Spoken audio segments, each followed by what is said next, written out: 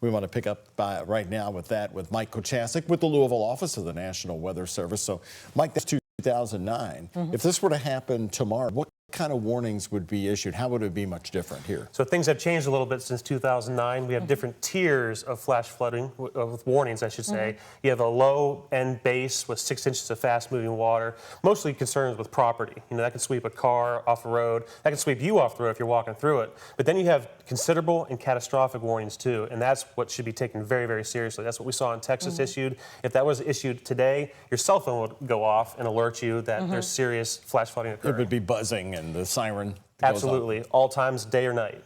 Okay. All right. And so, you know, when folks are seeing, you know, what happened in Texas and what could happen here, what happened in North Carolina, certainly there's worry. And I know, like, you know, we're kind of used to, you know, wind conditions, tornadoes, things like that, where we're really watching the weather closely. When rain is coming down, it seems like we're not paying as much of attention. Do you think that we kind of need to change our mindsets now that we see these devastating floods in other parts of the country too? Well, first I got to say it's just absolutely heartbreaking. The images you're seeing out of Texas. I mean, all of us either have kids or have kids in our lives, and we've all had experience at summer camp too. Hopefully, a lot of us, and it's just absolutely heartbreaking. And our hearts and prayers go out to those families. But yeah, it happens here in Kentucky. We're no stranger to seeing that type of flash flooding. 2022, 2009 here in Louisville.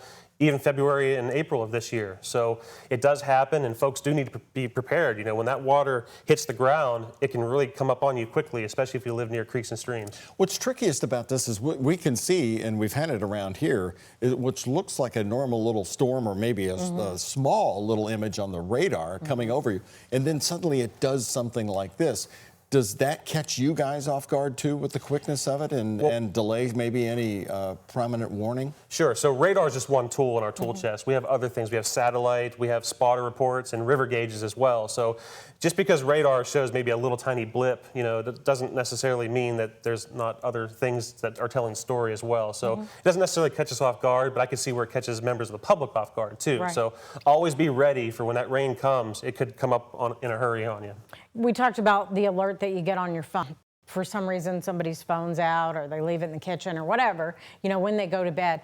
Does that make the case for people really considering getting a weather radio?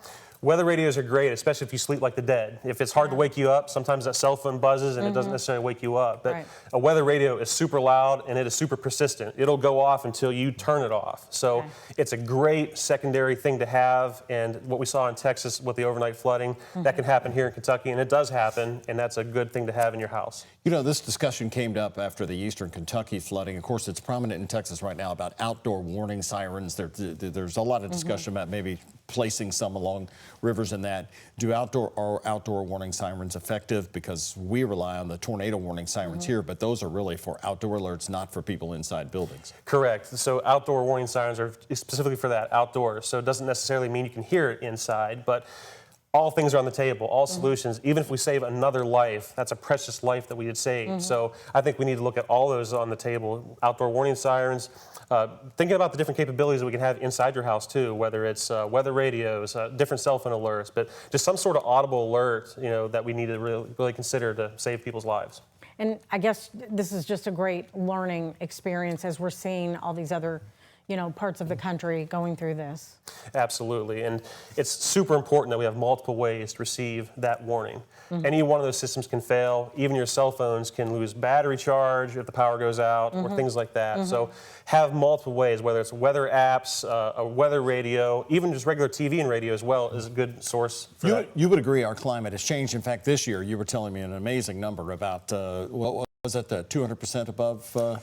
Yes, correct. So as of this time period, starting from January 1st till now, I mean, some parts of central Kentucky even have seen upwards of 200% of normal for an entire, year, and it's all come in those first 5 or 6 months. So it's been a really wet year.